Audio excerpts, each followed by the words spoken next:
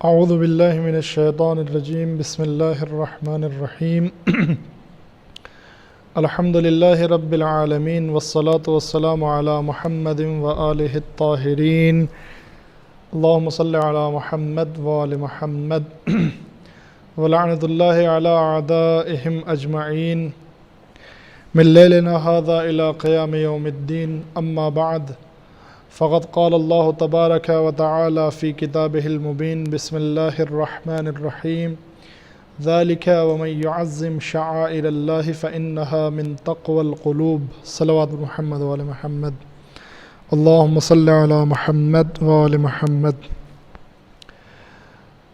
عزیزان محترم، آج ایک مختصر سے وقت کے لیے آپ کی خدمت میں حاضر ہوا ہوں، اور اس مختصر سے وقت میں مجھے آپ کی خدمت میں عزاداری کی اہمیت اور آداب کو مختصر طور پر پیش کرنا ہے۔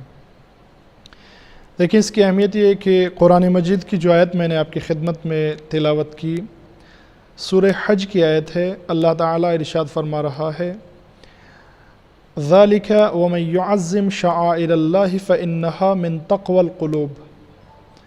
ارشاد ہوتا ہے کہ جو بھی اللہ کی نشانیوں کی تعظیم کرے، یہ اس کے دل میں پرہیزگاری اور تقوی ہونے کی نشانی ہے۔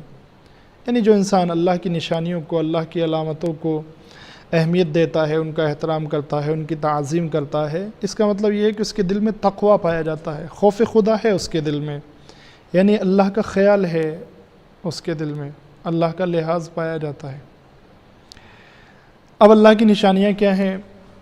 قرآن مجید نے کچھ نام ہمارے سامنے پیش کیا ہیں۔ مثال کے طور پر ارشاد ہوتا ہے ان الصفا والمروہ من شعائر اللہ۔ صفا اور مروہ جو ہیں وہ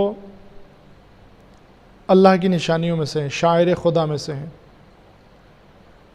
اور کچھ چیزوں کے لیے جو ہے وہ بظاہر لفظ شاعر استعمال نہیں ہوا ہے، کہیں پر آیات بینات استعمال ہوا ہے۔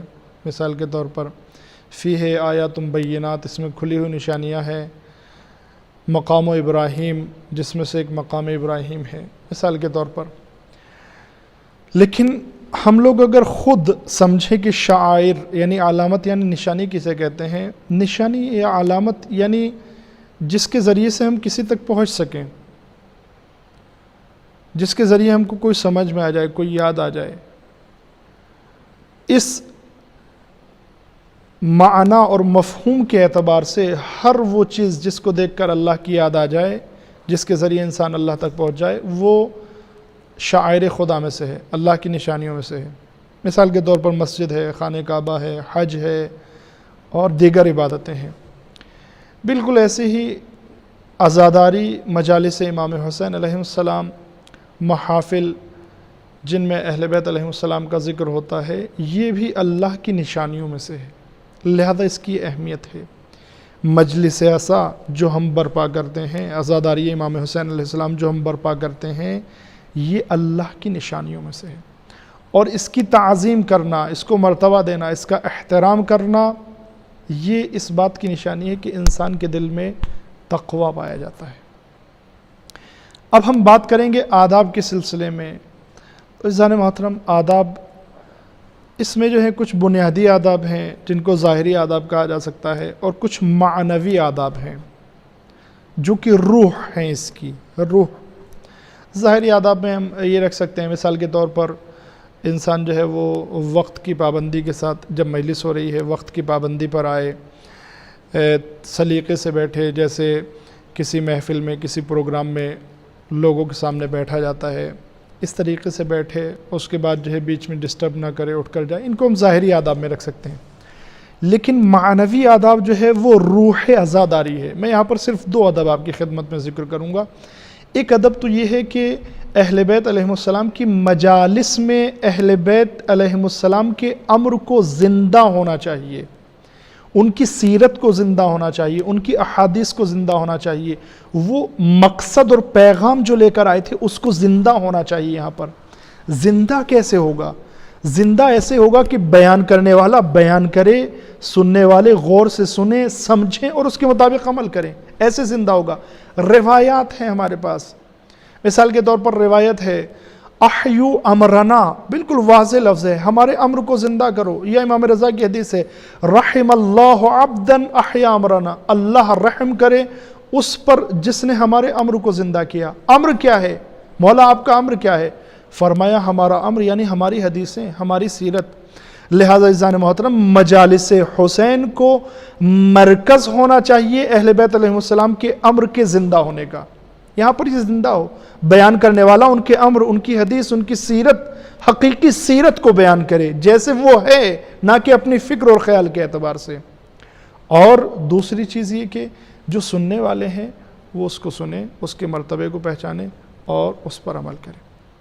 دوسری چیز عزیزان محترم جو مجھے عرض کرنا ہے، اور وہ یہ کہ یہاں سے ہمیں خصوصاً، یہ تو مکمل میں نے اہل بیت علیہ السلام کے امر کی بات کی ہے، امام حسین علیہ السلام کو جو مقصد اور پیغام ہے اس کو ہمیں یہیں سے پہنچانا ہے، یہیں سے پھیلانا ہے، یہیں سے عام کرنا ہے، یہیں سے لوگوں کے درمیان ہم کو یہ پیغام پہنچانا ہے۔